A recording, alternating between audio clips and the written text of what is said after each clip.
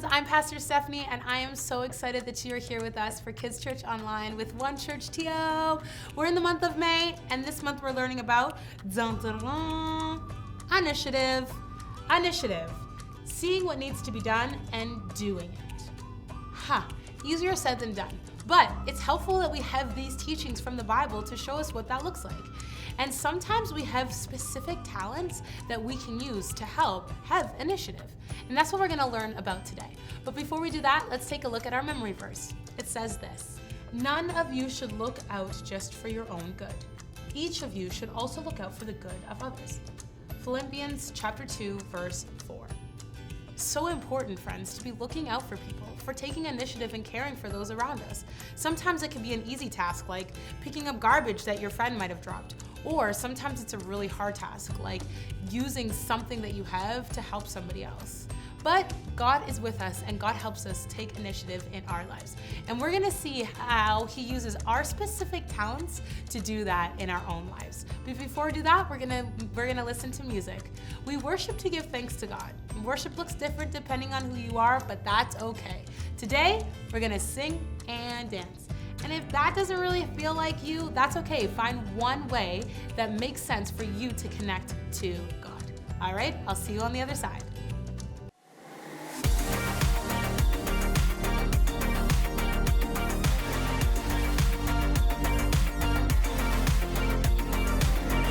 Help me, God, to see what you see. You are doing a great work in me. I've decided I can't stand still. No, you have given me purpose. All my heart is yours. All my life is yours. I will make a move for you, for you. All my heart is yours. All my life is yours. I will make a move for you. Make a move for you. Make a move. Make a move. Make a move for you. I will make a move. Make a move. Make a move for you. I will.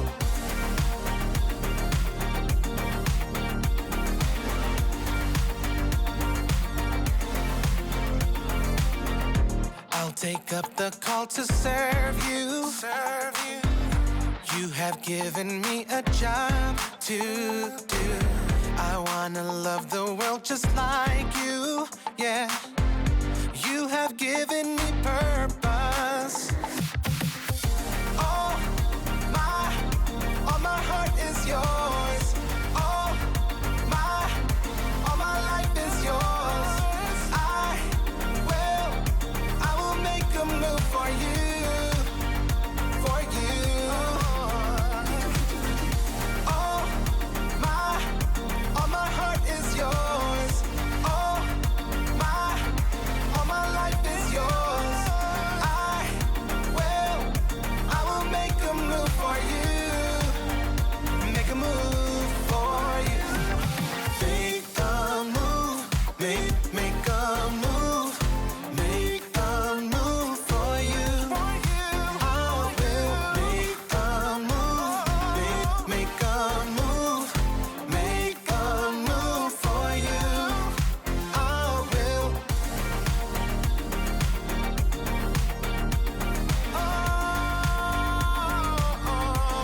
Make a move.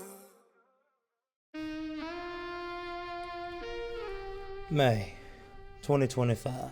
They walked into my office like a group of really cool kids, because they were. Hey there, Gumshoes. Welcome to Story Lab. This week, we're taking a look at the investigation of some talents, some that were used and some that never saw the light of day. Hey, that's really great, man. Keep practicing.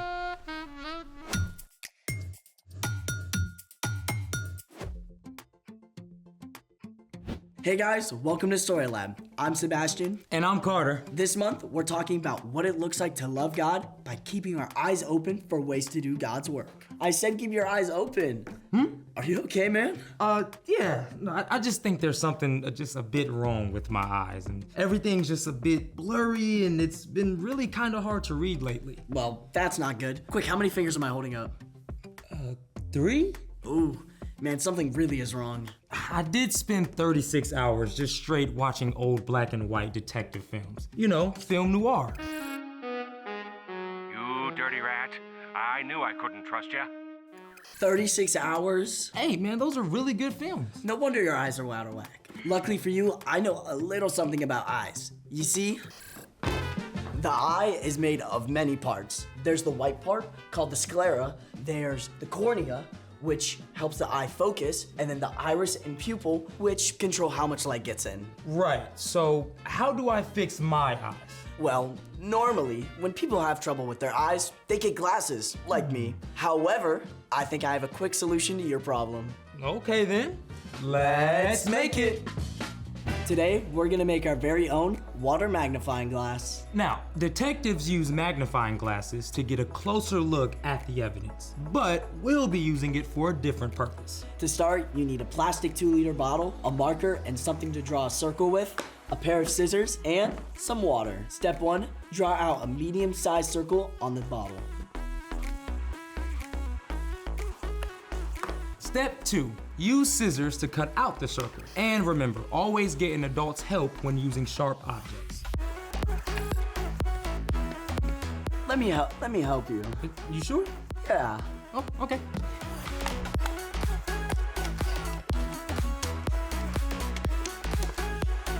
Step 3, put a little water into the cut piece of plastic. Careful not to spill. Let me help you with that. Right here. Thank you. Perfect. Are you sure? Is that enough? Yeah. And voila, that's our water magnifying glass. Wait, that's all there is to it? Yeah, that's it. Now, let's refocus your eyes. I'm so ready. All right, I'm gonna show you a few objects. You ready? Okay, I'm ready. All right, what do you see? A ball? All right, now let's use the magnifying glass and look closer. Okay. Okay, well, it's round and it has a really bumpy texture. It could be, it's an orange, the fruit. Yeah, I mean. you got it right. Okay. Now, how about this one? A rock of some sort? All right, let's look closer. Okay. Okay, so it's not really a normal rock, I see. It has this weird, like, shell pattern. Okay. It's a fossil, right? Yeah, you got it right. Yes. All right, now, the last challenge. Are you ready? I'm ready. All right, super hard. Let's do it. All right, what do you see? Oh, this is tricky. It's like pinkish with all like these white dots all over it. All right, let's see if you can get this one. Okay, magnifying glass activated. Okay, so it's has like this smooth texture with like all these white dots over it. It has a sweet smell. Okay, you know, based on my deductions, it can only be a strawberry cake pop. Boom, you got it right. Yes, I did it. And to be honest, my eyes feel so much better. Well, I figured you just needed something to help you focus. Though, maybe lay off the movie marathons until your eyes are rested. Thanks. Though, I still love my detective stories. Well, speaking of stories, it's time for... The story before the story. Today, we're in the book of Matthew. Near the end of the book, Matthew recorded details from the final week before Jesus died and returned to life. After riding into Jerusalem on Palm Sunday, Jesus went up to the Mount of Olives. There, he told his followers stories or parables that explained what the kingdom of God is like. Parables use everyday objects and situations to share a deeper truth. The stories Jesus told help people think for themselves, make connection, and remember what he said. Which is where our story starts. Take it away. Hey everyone, I'm Padma. Hope you've got your magnifying glasses because today's story has us searching for something that should have never been hidden. Jesus knew that he didn't have much time left with his followers before he would give up his life. So, when he went up to the Mount of Olives, he told his disciples several parables, including this one. Here is what the kingdom of heaven will be like. If Jesus told the story today, it might sound something like this. A rich man was leaving on a long journey. He sent for his servants and handed each of them some money to take care of while he was gone. To the first servant, he gave 5 talents, or bags of gold. To the second, he gave 2 talents, and to the third, he gave 1 talent. The servant with 5 bags of gold went out at once. Would you like to invest in my new bakery? I call it Dinah's Babka, and etc. for all your baked good needs. Sure. The first servant put the money to work and earned 5 more bags of gold. The servant with 2 bags of gold also found a wise way to use the money he was given. I got a hot business tip. Indoor plumbing. It's all the rage in Greece. I'd invest in that. This servant put his 2 bags of gold to work and earned 2 more bags of gold in return. But the servant who had received 1 bag of gold went and dug a hole in the ground. Then he hid his master's money. After a long time, the master of these servants returned. Let's see what you've earned with my money. The man who had received 5 bags of gold handed over all the extra gold he had earned. Master, you trusted me with 5 bags? See, I have earned 5 bags more, and a discount on babka. Oh, you have done well, good and faithful servant. You have been faithful with a few things. I will put you in charge of many things. Come and share your master's happiness. The man with 2 bags of gold handed over what he had earned. Master, you trusted me with 2 bags of gold. See, I earned 2 bags more. Also, we're this close to having an indoor bathroom. You have done well, good and faithful servant. You too come and share your master's happiness.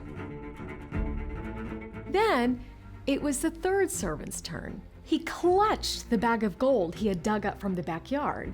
Master, I knew that you are a hard man. You harvest where you didn't plant, gather crops where you never sowed seed. I was afraid, so I went and hid your gold in the ground. See, here is what belongs to you. The third servant did not get the response he was looking for. You lazy servant. So you knew that I harvest where I didn't plant and gather where I didn't sow? Well then, you should have put my money in the bank. When I returned, I would have received it back with interest. Take the bag of gold from this man and give it to my servant with 10 bags of gold. No, I thought I was playing it safe. Everyone who has will be given more. And what about anyone who doesn't have? Even what they have will be taken away from them. Throw that worthless servant out. Whoa! Sounds intense, right? But what Jesus wanted the disciples and us to hear is simply this. The story was talking about talents in terms of money. We may not have much money, but God has given each of us unique talents and experiences, whether it's a lot or a little. And we're responsible to use what we've been given to make a difference in the world around us. The end. Yikes, I wonder what I would have done with a whole bag of gold. Yeah, I mean, it's easy for us to say that we would have done something amazing with it. But honestly, I don't know. Well, the story is really about whether the servants were willing to use what they'd been given in the first place. So, what's our part in the story? God has given each one of us different gifts, whether it's our talents, time, life experiences, or even our stuff. And God wants to help us make good use of those things. But it takes initiative. An initiative is seeing what needs to be done and doing it. So how do we put that all into practice? Well, the first step is to figure out what gifts you have. If you're not sure, ask a parent or friend or grown-up who knows you well. Oh, if you're good at math, you could help a friend with their homework. Or if you're good at drawing, you could draw somebody a card and brighten up their day. Yeah. Exactly. It doesn't have to be a big thing. It could be small. People have told me that I'm a pretty good listener. Not sure that's a talent. Being a good listener is huge. Taking time to listen to someone's story can truly make their day, and it might even turn out that one of the gifts you have to use is something hard you've been through. Like if you had to start out at a new school, you know what it feels like. Yeah, so if a new kid shows up in your class, you know how they feel and what they might need. You got it. No matter how much or how little you think you have, there's always a way to use it to share God's love with others. Thanks, Padma. Thanks. Until next time. So, here's the thing. Look for ways to use what you've been given. Whether it's a skill at art, math, sports, being a good friend, or just about anything. Speaking of being a good friend, I made us a little treat. Wow. I have never seen Noir cake pops before. Stick with me, kid. I'll show you a whole new world, you see? Thanks for joining us in the Story Lab. See you next time. So, Noir movie marathon? You just had one. Fine, then give me back the cake pops. No. Okay, what about one movie? This kid's a tricky one, you see?